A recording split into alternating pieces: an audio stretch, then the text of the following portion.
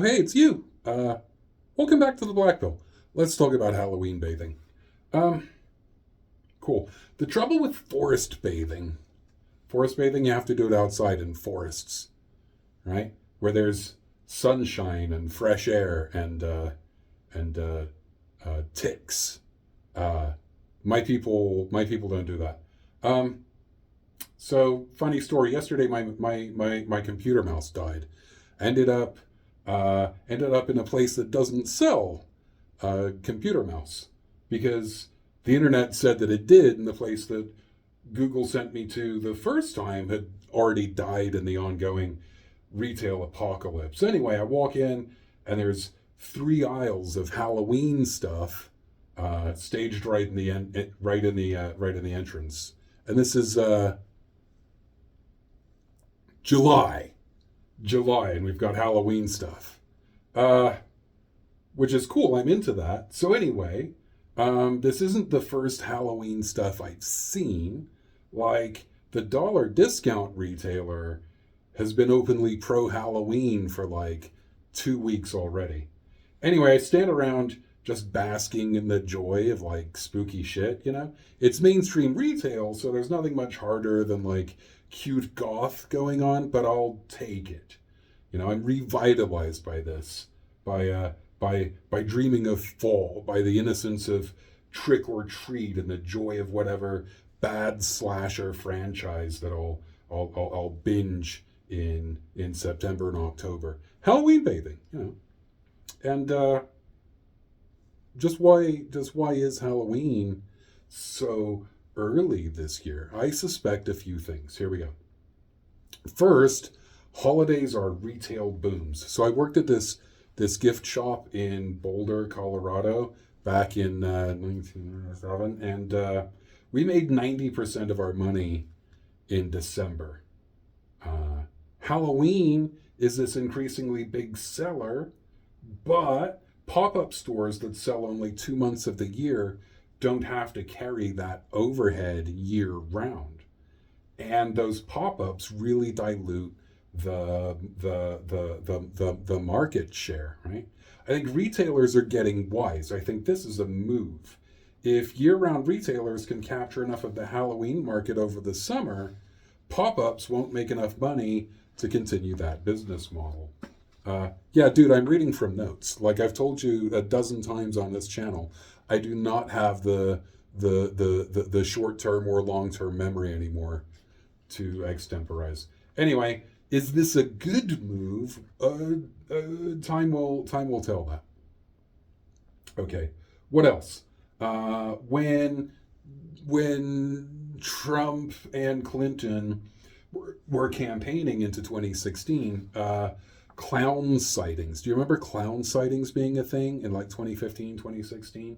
Menacing ones, menacing clowns. Like, is there another kind of clown? I dimly remember there being other kinds of clowns, you know.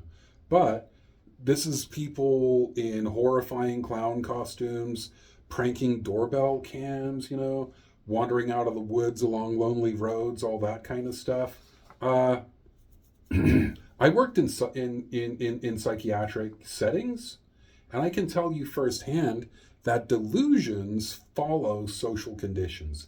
Jesus is, of course, always very popular in America. I have personally known 5 Jesus Christs, none of whom were good men, and 3 of whom were absolutely terrifying. One was a serial killer.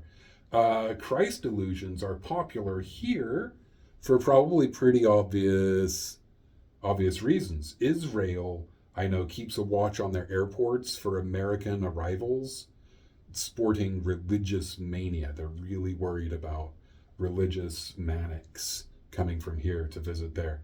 But in the 1980s, like CIA delusions were really big. You know, the government is spying on me, there's a camera in my house. In the late 90s and 2000s, the big delusion was there's foreigners are watching me. Uh, in this particular moment in modernity, it's a little hard to say what the big, like, common popular paranoid delusional content would be. And the reason for that is Facebook and TikTok and Instagram and YouTube and all of that stuff because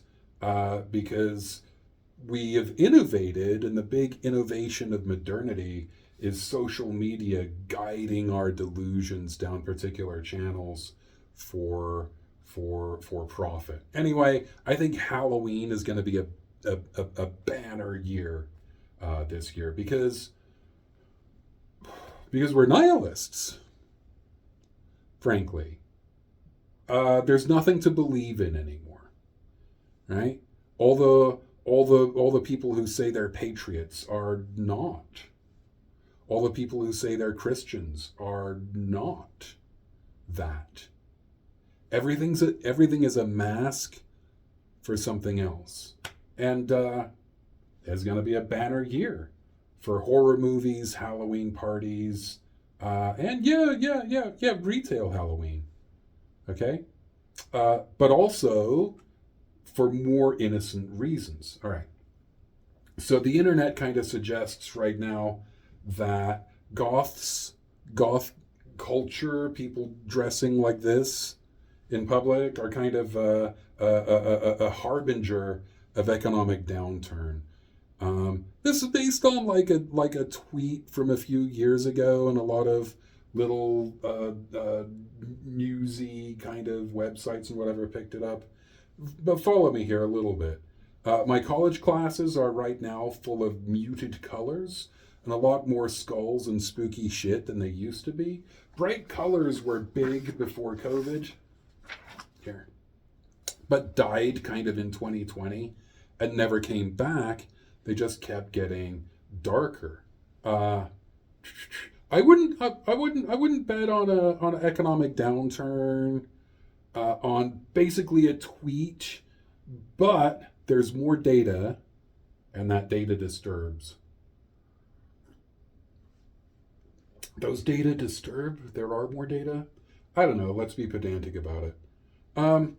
So like, just some more corollary stuff. I'm an entertainment level investor, meaning I throw a few dollars in the stock market the way some people buy lottery tickets, you know. I do that every month. Not enough to get rich because I can't really afford to lose a bunch of money. So like, my spouse told me to buy Discount Cosmetics, stock in Discount Cosmetics. That company, we got in just as it was on its way up, and that thing went through the roof. Like we more than doubled our money on that stock. I mean, we doubled a really small amount of money. Like we could sell that stock and go to dinner at Texas Roadhouse or something, you know. That's another indicator that consumer confidence and consumer buying power might be really low right now.